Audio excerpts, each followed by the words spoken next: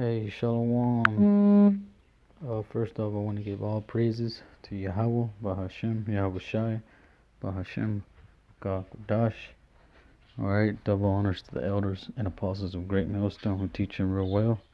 And salutations to the Akim scattered throughout the four corners of the earth, keeping this word in truth and sincerity. Man, I just want to do a quick video on something that I came across in my notes. Going into Ecclesiastes, the 4th chapter. The point being on the 2nd verse. But I'm start at the top. So it says, So I returned and considered all the oppressions that are done under the sun, and behold the tears of such as were oppressed, and they had no comforter, and on the side of their oppressors there was power, but they had no comforter. So Solomon, if you read Ecclesiastes, man, Solomon goes into how all is vanity, everything is vanity.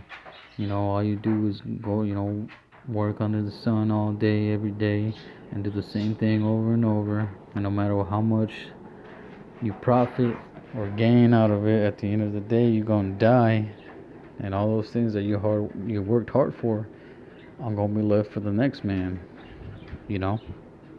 So Solomon pretty much going into how everything is pretty much pointless.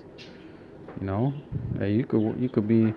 could work hard your whole life, what I'm saying, and at the end of the day not be recognized for it and just die a simple man, what I'm saying, just like every other man, because he had mentioned in the same book that how a wise man delivered a city. I can't remember if it was from like some kind of destruction or from another nation trying to overtake. I can't remember, but pretty much at the end, nobody remembered that wise man. Nobody remembered what he did and his acts and all the other things that he did. But yeah, what I'm saying. I'm gonna read this in verse 2. It says, Wherefore I praise the dead which are already dead more than the living which are yet alive.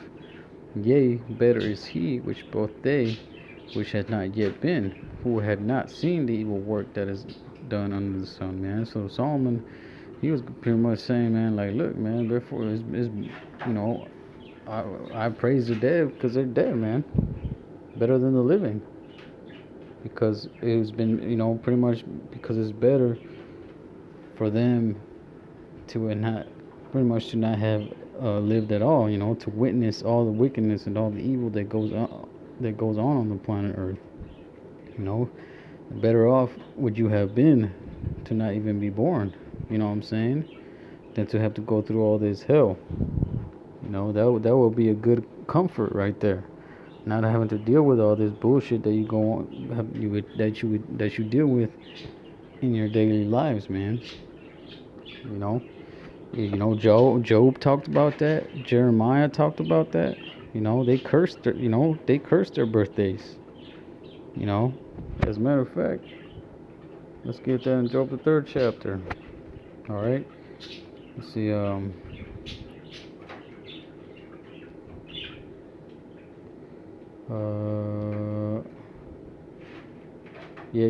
This is Job 3:1. It says, After this opened Job his mouth and cursed his day. And Job spake and said, Let the day perish wherein I was born, and the night in which it was said, There is a man shall conceived. Let the day be darkness, let not the Most High regard it from above, neither let the light shine upon it, man. So pretty much he's saying, man, F your birthday, man. That's how, that's one example to show you that you ain't supposed to be celebrating your birthdays, man. Not only because it goes back to worshiping yourself, but because it's a day of curse, man. You coming into this world, having to go through all this BS, dealing with Esau being oppressed under him, being in captivity, walking around in America, not knowing whether or not you're gonna be alive tomorrow. Because like it says in Psalms, the 23rd chapter, man, this is the valley of the shadow of death, man. The shadow of death is in every corner, man. Even when you're in your own house. That's why it's important, man, to really think about and and fear the Most High, man, because the Most High can really put that spirit of vengeance out there, man. Which that spirit of vengeance is already out here. That's why you see people dying every day. That's why you hear in the news all these calamities going around. California. Look at that, man. Sick. What was it? Over 100. What was it?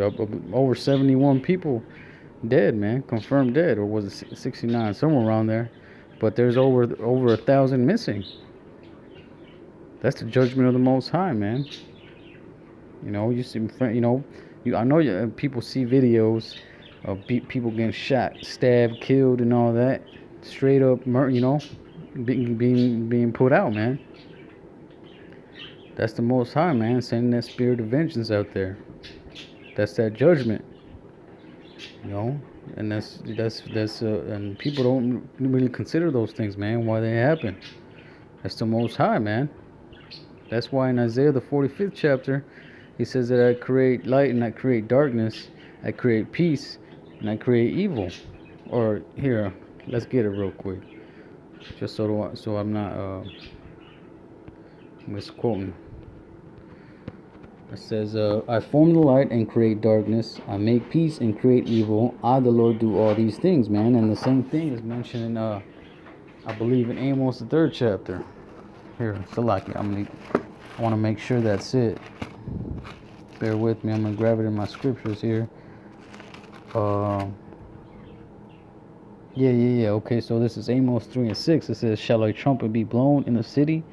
And the people not. Oh, here, I'll pull it up right here, just so brothers can see. Alright, 3:6. It says, shall a trumpet be blown in the city, and the people not be afraid? Shall there be evil in the city, and the Lord has not done it? That's the Most High, man. When things like that, when horrible things like that happen, like your mom get cancer, your dad die in a car accident, your son get a miscarriage, whatever. You know what I'm saying? That's the Most High, man. Because the Most High is the one executing these things, man. He sends his angels, and and they do his bidding, man. Even Satan. Satan works for the Most High, man. You can read that in Job 1st and 2nd chapter. How he came and presented himself amongst the Most High, man. If Satan really had that power, Satan really had that option to rebel, why would he be taking orders from the Most High? People, you got to think about those things. But hey, going back to the original topic, I'm gonna go over to Ecclesiastes 7. I'm gonna start at verse 1. A good name is better than precious ointment, and the day of death than the day of one's birth, man. And that's true. You might not like to think about it. You might be afraid of it. You know what I'm saying? And we all